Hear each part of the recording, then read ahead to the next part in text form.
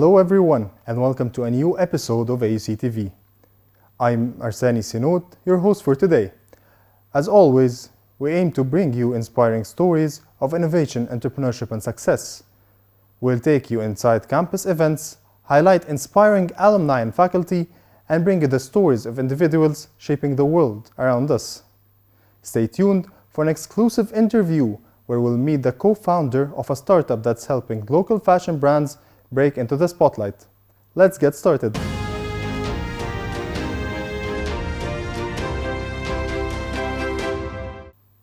The cast of Walad al-Shams visited AUC in an exclusive crew talk, sharing behind-the-scenes moment and interacting with the fans during a live event. Nada Rosa, bring us the energy from the gathering. The hit Egyptian series Walad al-Shams may have reached its finale, but the story isn't over just yet. At the heart of AUC, students gathered to hear more about this from the cast and crew themselves. Moderator Shahd al-Shotir took the stage over to welcome our first guest of the night, the star of the show, Ahmed Malik. He was soon joined by the rest of the incredible cast, familiar faces that brought powerful characters to life on screen.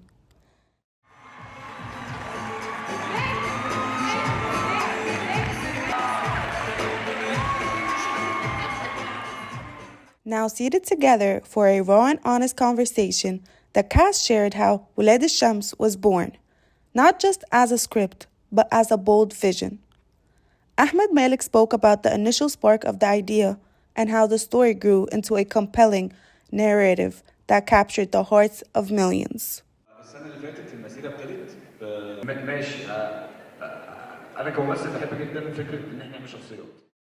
The crowd hung on to every word. As the conversation unfolded, the audience got a glimpse of the passion and teamwork that made the series Walad al-Shams a hit, from script to screen and now to this very stage. Nonetheless, AUC was honored to host each and every single cast member to the crew talk, turning the spotlight to the creative minds and performers who left their mark on the modern Arab television.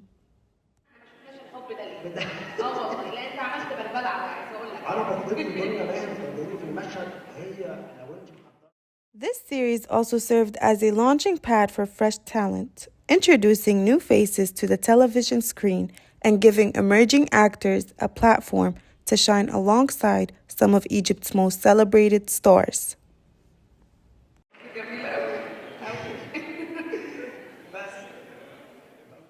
And as the event wrapped up, AUC was happy to have hosted the crew talk. From the screen to the stage, Walad al-Shams continued to inspire.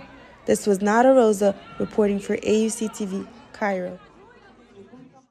We profiled Dr. Malak Zalouk, a leading voice in education and development, known for her influential work in shaping learning policies across the region. Here is Nadia Yusri with more.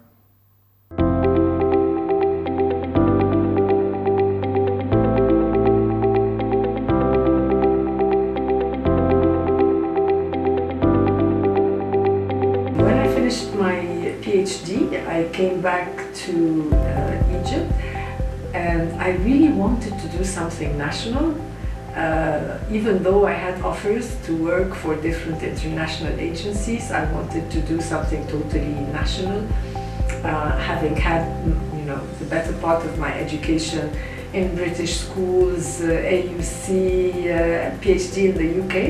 So I decided to work for the National Center for Sociological Research.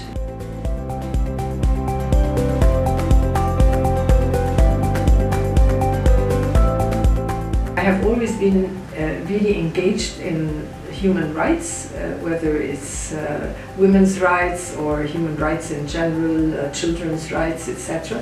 So all this background helped me a lot when I became charged with creating the National Education Program for Egypt in UNICEF.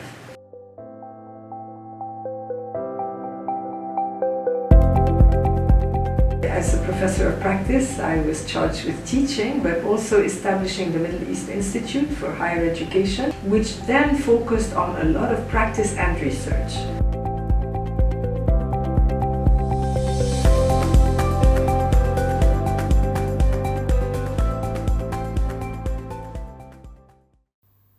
An AUC alumna and one of Egypt's most respected public policy experts and women rights advocates, Dr. Maya Morsi's story is one of powerful leadership and social impact. Manara Isa has the full profile.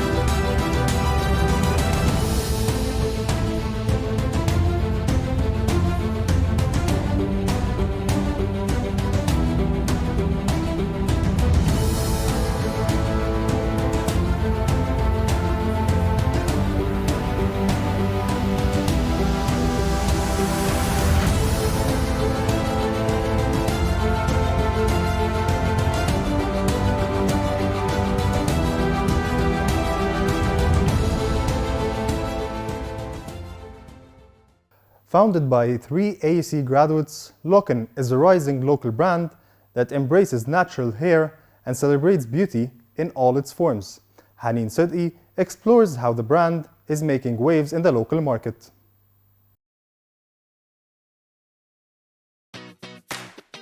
Locken is a local hair care brand that aims to provide clean and cruelty-free products.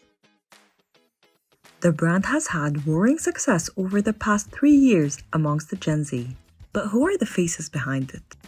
The founder is Hana Ghunaim, the co-founder is Mayar Sulaiman, and the chief operations officer is Amr Al-Qaisi. Hana Ghunaim graduated from AUC with a major in psychology and a minor in music. Hana started picking up a fan base hosting Binge Circle's show Overdosed. She also pursued a music career where she has produced several of her own songs and even made appearances on Sahibat Al-Saida.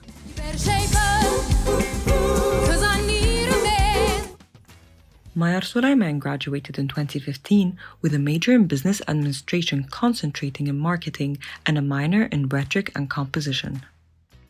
Shortly after graduating, Mayar joined Vodafone to work for the marketing department for almost 5 years. Before we opened this brand, She then took off starting her own businesses such as My Closet, which is a page selling cosmetic products from abroad.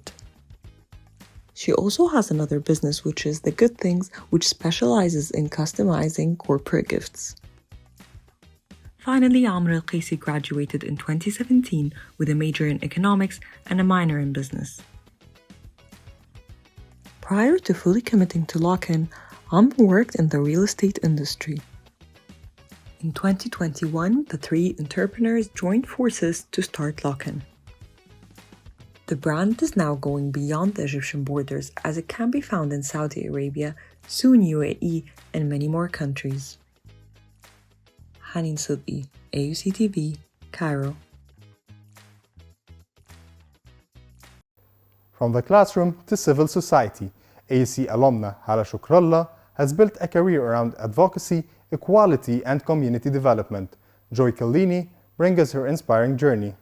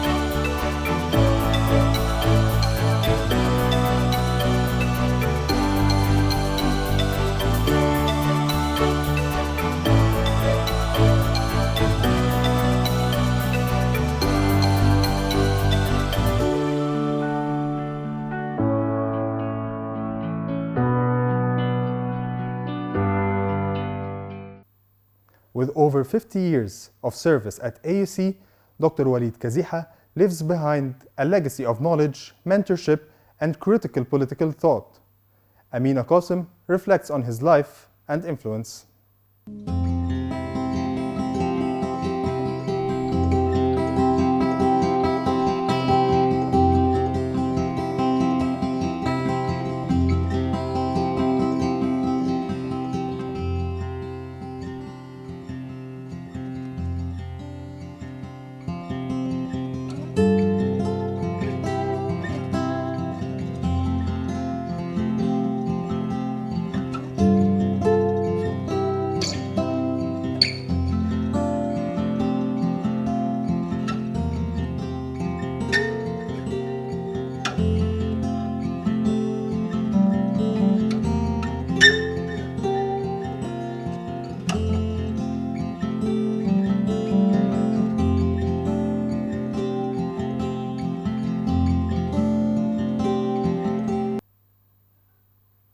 AUC graduate Randa Ali is earning international recognition with her short film Mango, which is touring film festivals across Europe and the Arab world.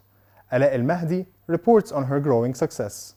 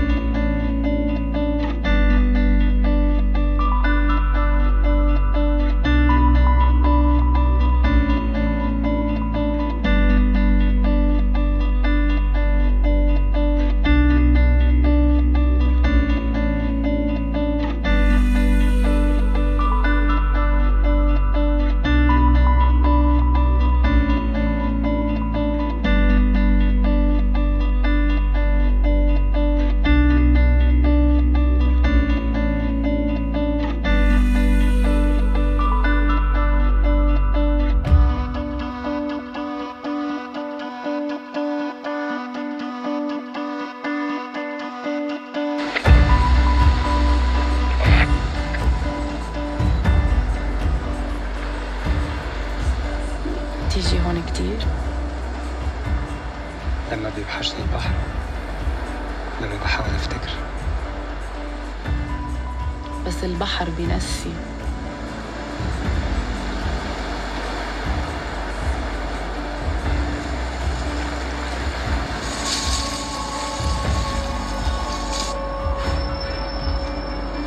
فالأستاذ يحيى الله يرحمه ما رجعش مصر من ساعة ما سافر في 95. لا ما رجعش.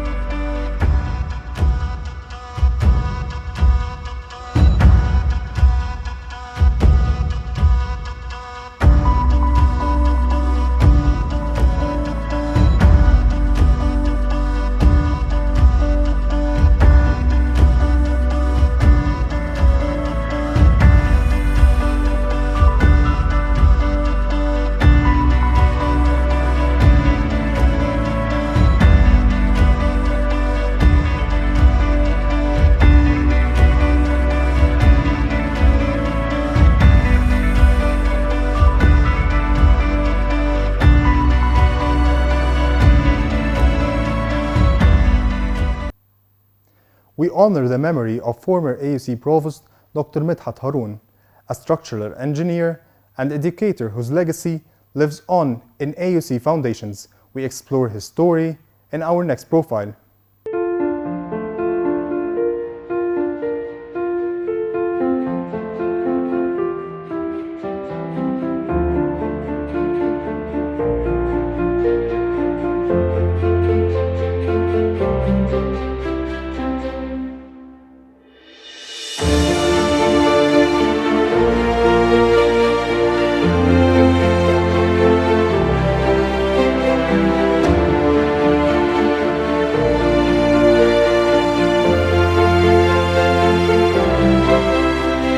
وعملنا برامج جديدة في الهندسة المعمارية وهندسة الحاسبات وهندسة البترول. عملنا برامج، عملنا برنامج في النانو تكنولوجي، عملنا برنامج في التكنولوجيا الحيوية، وبعدين عملنا برنامج الدكتوراه. بعد 91 سنة انشأنا برنامج الدكتوراه في الجامعة الأمريكية في كلية العلوم.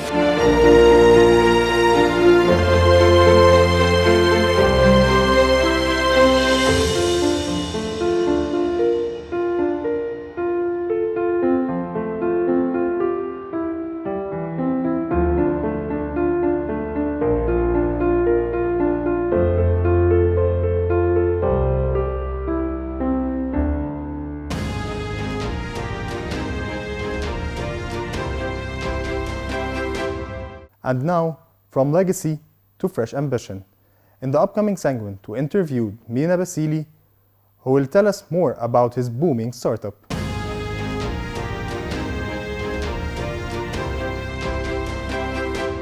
Welcome back. As always, we bring you the most inspiring stories of innovation, entrepreneurship, and success. Today, we have a special guest who is making waves in the local fashion industry. He is the co-founder and CEO of Local, a startup that is redefining how local brands connect with their customers. To tell us more about Local's journey and what's coming next, please welcome Mina Basili. Mina, welcome to AUCTV. Thank you. So let's start with Local.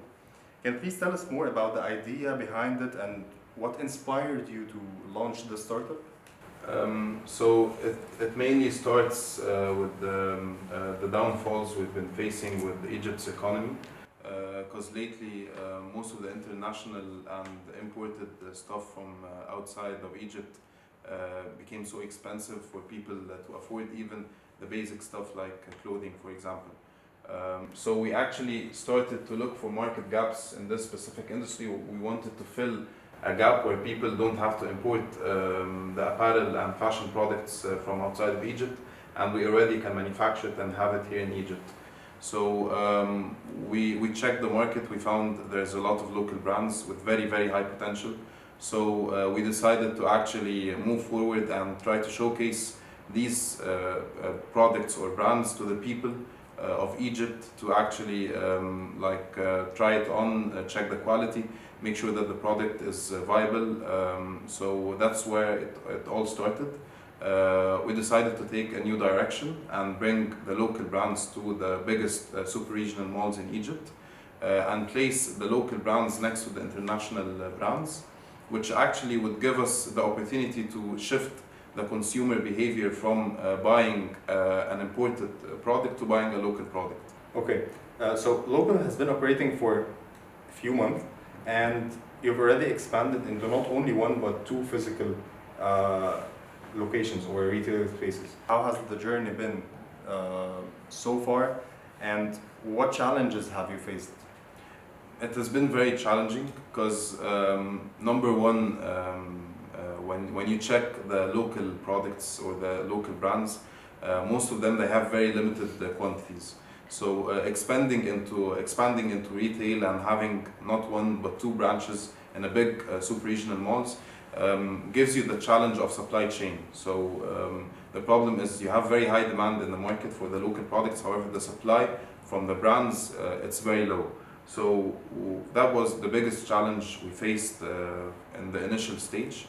However, we worked hard on solving this specific problem by actually giving the brands forecasted sales and giving them the initiative or let's say the power to manufacture more products to actually be able to cover the market in terms of the supply. Another big challenge is the big spaces we actually operate in. In city center on Moza, we're operating in a 700 meter squared space, and in Mall of Egypt it's 1,000 meters square.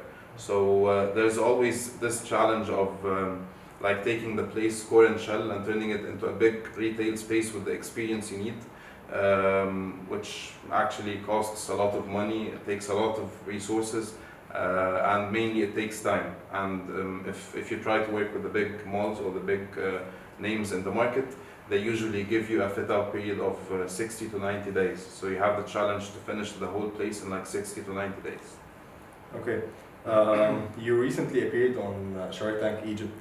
What was the experience like for you and your team?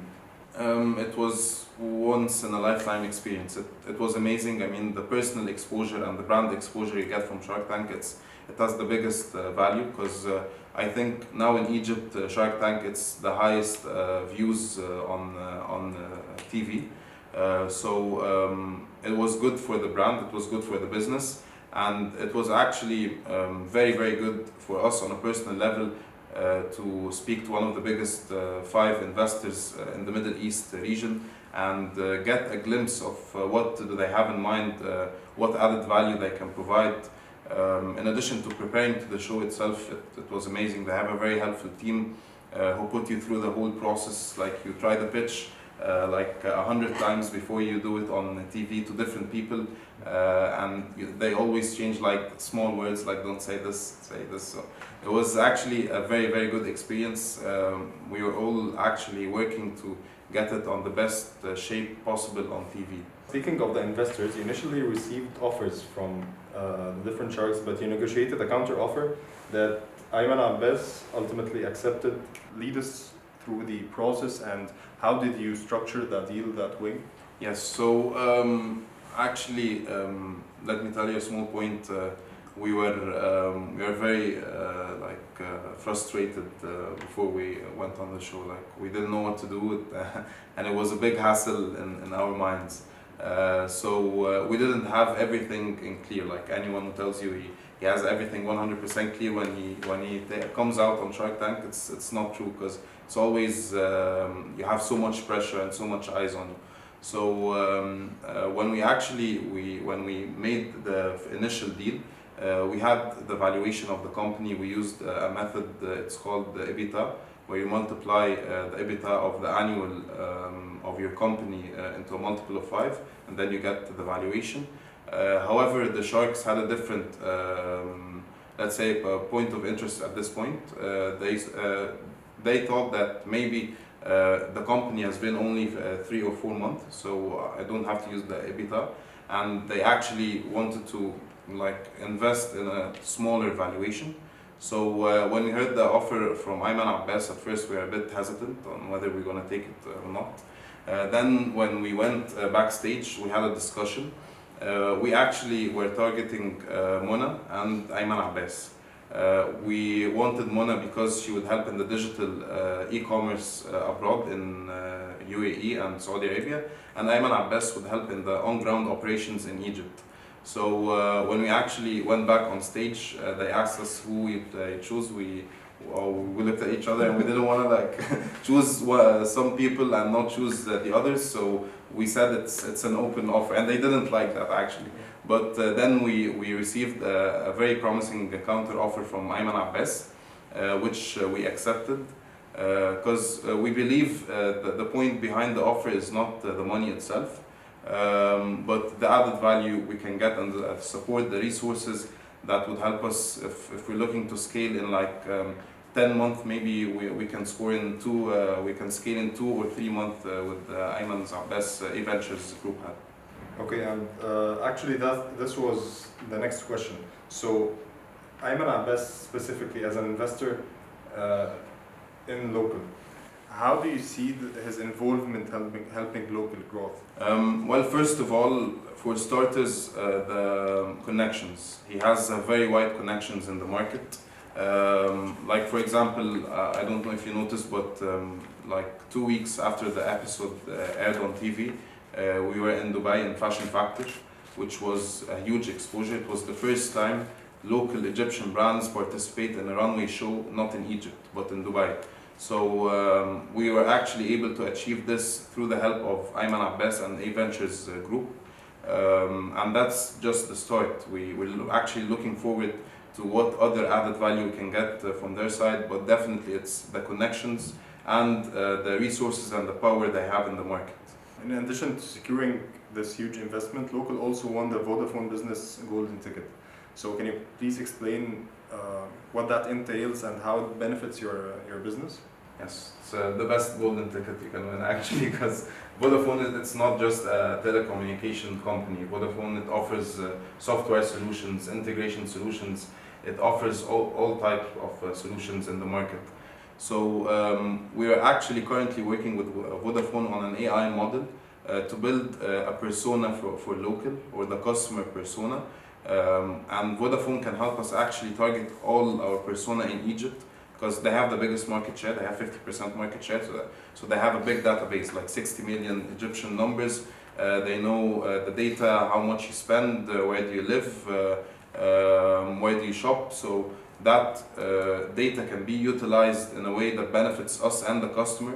We can reach the customer using targeted ads or targeted SMS campaigns to actually let him know that there's a place in, let's say for example, city center Al-Moza that sells local Egyptian apparel products. In addition to many other software solutions like ERP systems, even warehouse management systems. They even provided us this, it's called the FWA, Fixed Wireless, I don't remember what the A stands for, but it's like a portable Wi-Fi that dedicates one server to the Wi-Fi. So no matter how crowded the store is, the internet will never will not be affected by the big crowd or anything, because you have a whole server that's dedicated to your internet. Okay, finally, what advice do you give to the young entrepreneurs who want to start their own business but might be hesitant to take the leap? Well, I personally believe that it's not the point of whether the idea is good or not, or whether you can sell it or not. We've all witnessed like very bad ideas and it caused very huge success, and we also witnessed very good ideas with very low success rate. So I think it's always the matter of just starting or taking the first step. First step, it's the hardest one and it's the most challenging. However, if any of the young entrepreneurs want to take the first step and just pass this first step, that's the biggest challenge, and now they can continue onwards. Okay, Mina, it was a pleasure having you with us today. Local journey is truly inspiring, and with this investment and recognition, the future looks even more promising. We can't wait to see how local continues to grow and empower local brands. Inshallah. To our viewers, that's all for today's episode. Thank you for tuning in, and see you in the next episode of AUCTV.